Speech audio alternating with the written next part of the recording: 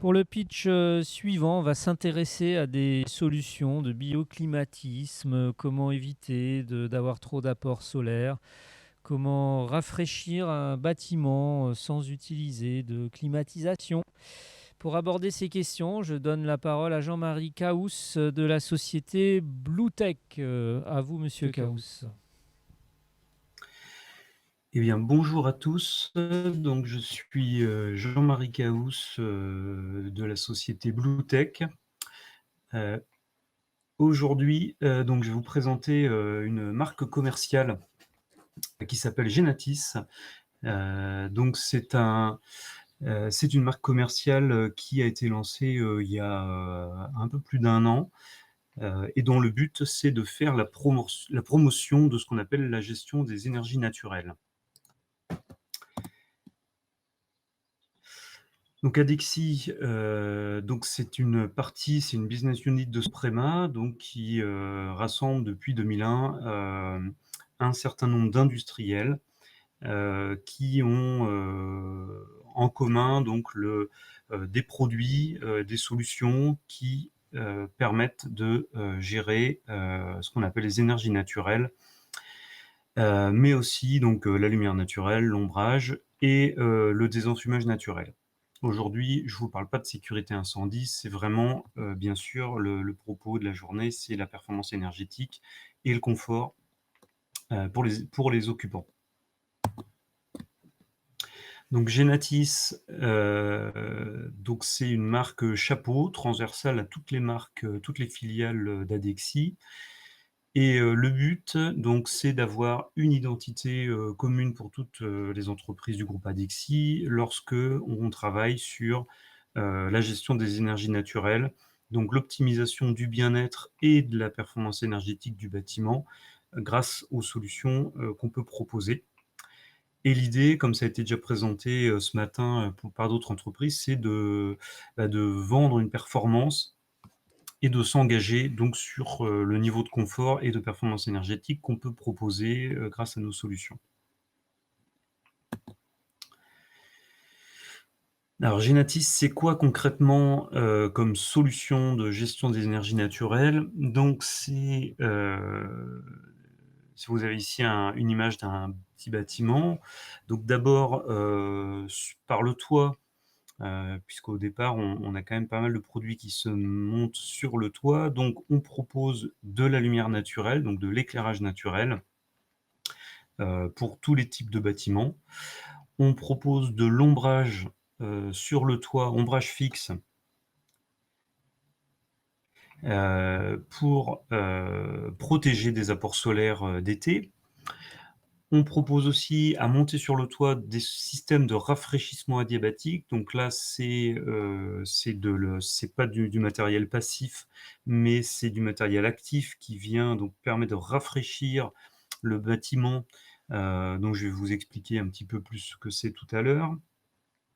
On commercialise aussi des solutions de ventilation naturelle, donc en ouvrant les façades et le toit, d'une manière pilotée, et d'une manière calculée pour, créer de la ventilation naturelle dans les bâtiments.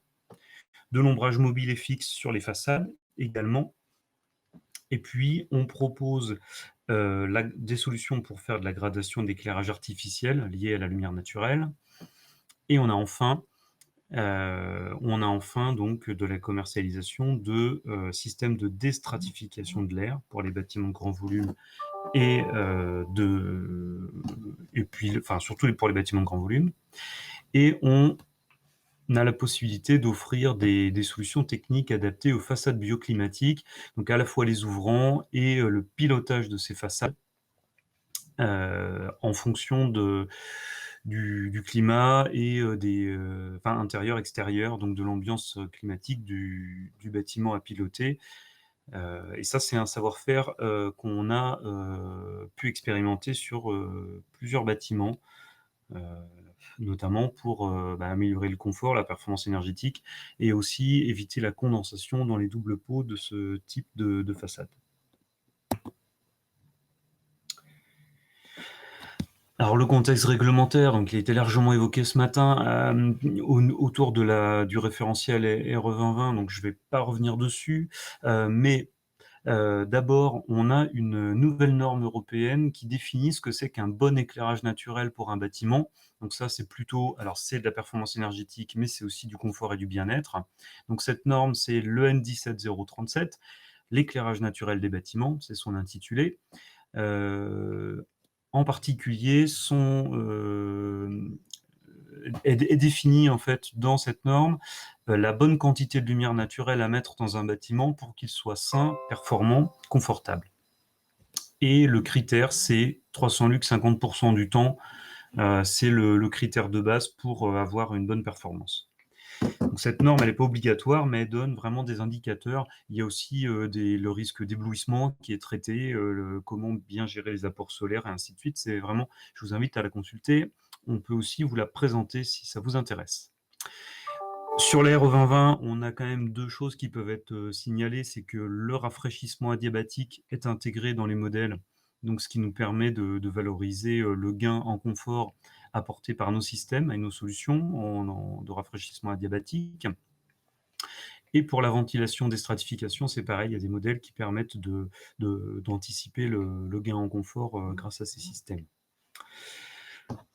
En plus de ça, donc on a mené différentes études d'impact de nos produits, de nos idées, donc apportées par nos bâtiments, par nos solutions, pardon, sur les bâtiments dans le cadre de simulations sur le moteur E+, C-, donc réalisé avec Tribu Énergie. On a pu montrer que la diabatique permet de couvrir une grande partie des besoins en froid, notamment des bâtiments industriels. Donc ça, c'est vraiment une solution sur laquelle on peut s'appuyer sur les bâtiments de grand volume. Et on a travaillé avec Jacques Gandemer, donc un monsieur qui est expert depuis des années sur la ventilation naturelle. Donc on a travaillé sur un guide de la ventilation naturelle pour les bâtiments de grand volume. Donc à nouveau pour pousser la qualité de l'air, le confort et la performance énergétique du bâtiment. La diapo suivante. Donc on a produit un certain nombre de supports dédiés, donc ça me permet j'en profite pour en faire la promotion. Donc on a au niveau de notre syndicat qui s'appelle le GIF, plus précisément le GIF Lumière, on avait publié un guide un guide de l'éclairage naturel zénital, donc qui permet de donner des argumentaires pour la lumière naturelle et aussi des méthodes pour bien dimensionner la lumière naturelle. On a aussi un outil en ligne permettant de dimensionner une installation de lumière naturelle pour les bâtiments de grand volume. On a un livre blanc sur la gestion des énergies naturelles qui a été fait en partenariat avec le Moniteur, donc qui vaut le coup d'être parcouru sur les solutions qu'on a proposées. Et puis on va publier, donc c'est en cours, un guide sur la ventilation naturelle en particulier, avec un guide de bonne pratique sur comment ouvrir les façades, comment bien choisir les façades à ouvrir, comment gérer les ouvertures en toiture. Et dans le cadre de profil, on va aussi avoir un livre blanc sur le rafraîchissement adiabatique, son intérêt, les principes de fonctionnement et la performance qu'on peut en attendre. Donc on a un réseau de prescription, donc qui vient faire en fait l'appui de qui peut venir vous accompagner. Donc il y a 6 personnes avec le directeur. Donc vous avez des secteurs, on a découpé la France en secteurs et je le signale parce que ce sont des gens qui peuvent venir vous conseiller sur les méthodes, sur nos dimensionnements, sur ces solutions de gestion des énergies naturelles. Ils sont là pour vous conseiller sur les bâtiments, ce que vous auriez à expertiser ou à étudier. Alors qu'est-ce que ça donne en image? Lumière naturelle et ombrage, donc c'est ça. Donc à gauche, vous avez une solution d'un bâtiment industriel qui est éclairé naturellement avec des produits qui font simultanément ombrage et lumière, donc ils sont optimisés pour apporter le plus de lumière possible, tout en minimisant les apports solaires d'été. Donc ça fait des bâtiments très confortables pour travailler. Et à droite, vous avez un exemple de brise-soleil en façade, avec des brise-soleil, donc là pour une façade orientée sud, qui permettent de mettre à la fois en valeur le bâtiment et aussi de limiter les apports d'été pour éviter les surchauffes de ces bâtiments qui sont bien vitrés.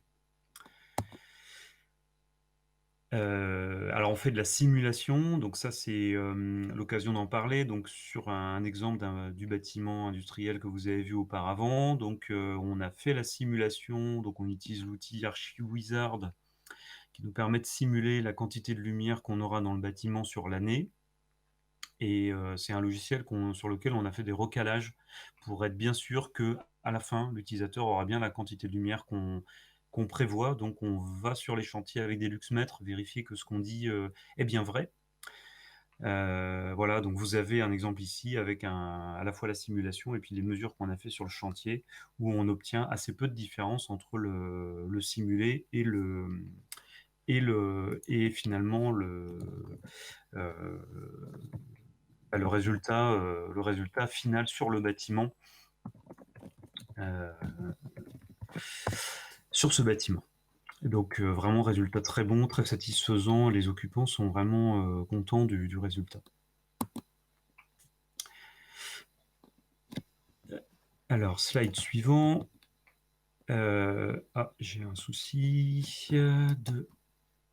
Non, c'est bon, c'est en train d'arriver.